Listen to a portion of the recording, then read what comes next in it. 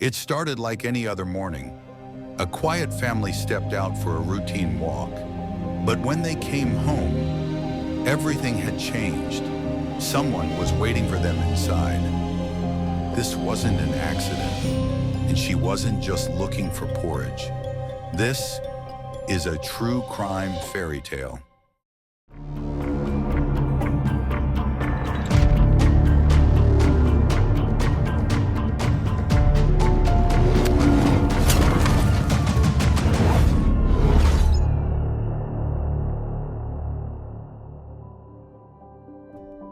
In the heart of the forest, a quiet morning walk turned into a nightmare for one unsuspecting family. What seemed like a peaceful day became the setting for one of the most bizarre home invasions in woodland history. It was March 17th, 9:42 a.m. The Bear family leaves their cottage for their usual morning walk. Just minutes later, an intruder would change their lives forever. We were gone maybe half an hour. Just enough time for the porridge to cool. We came back and everything was wrong. When the Bears returned, their home had been violated. Bowls of porridge disturbed, furniture damaged, beds used, and in Baby Bear's room, a shocking discovery. She was just there, sleeping in my bed. I didn't like it. We need help. There's a girl in our house. She broke in and now she's sleeping in our child's bed. Law enforcement arrived within minutes. The intruder was identified as 17-year-old Goldilocks Henderson, a human with a record of trespassing and property damage. Ma'am, wake up. Ma'am, you're in someone's home. Hands where I can see them. She was disoriented, claimed she thought the house was abandoned, but the evidence told a different story. Investigators found clear signs of forced entry, fingerprints on the spoons, DNA on the bedding, a broken chair leg consistent with the suspect's weight. There was no doubt she tasted all 3 bowls of porridge, sat in all 3 chairs, and slept in all 3 beds. The pattern was methodical. We're live outside the Bear residence, where neighbors are expressing shock over the now confirmed home invasion. I'm here with Mr. Badger, who lives just 3 boroughs over. Mr. Badger, did you see anything unusual this morning? Well, I saw a blonde girl skipping along the edge of the bramble path. Looked like she didn't belong.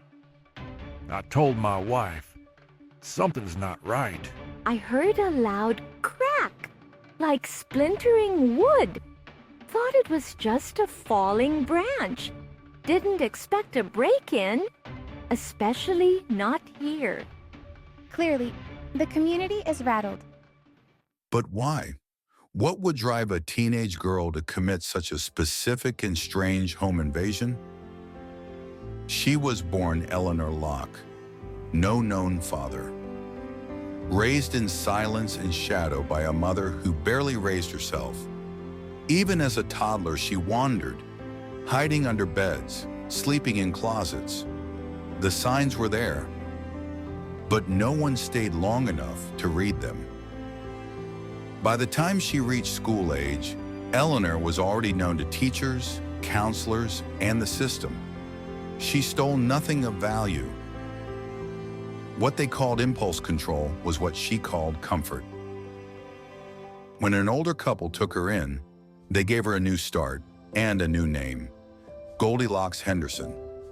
It was meant to sound sweet, innocent, but names don't undo trauma.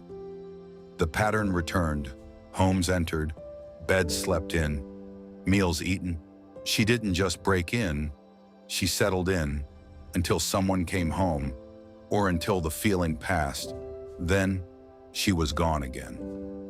Goldilocks exhibits signs of impulse control disorder.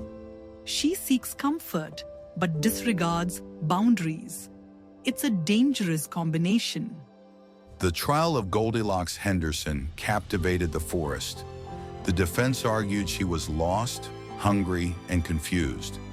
The prosecution painted her as reckless and entitled. After 3 days of deliberation, the jury returned a verdict: guilty on all counts. For the Bear family, justice was served. Goldilocks was sentenced to 5 years in the Woodland Juvenile Correctional Facility. Because of her repeat offenses, there are no chances for early release. In the forest, not all stories end with happily ever after. Some say she got exactly what she deserved. Others say the sentence was too harsh. After all, she never hurt anyone. Or did she?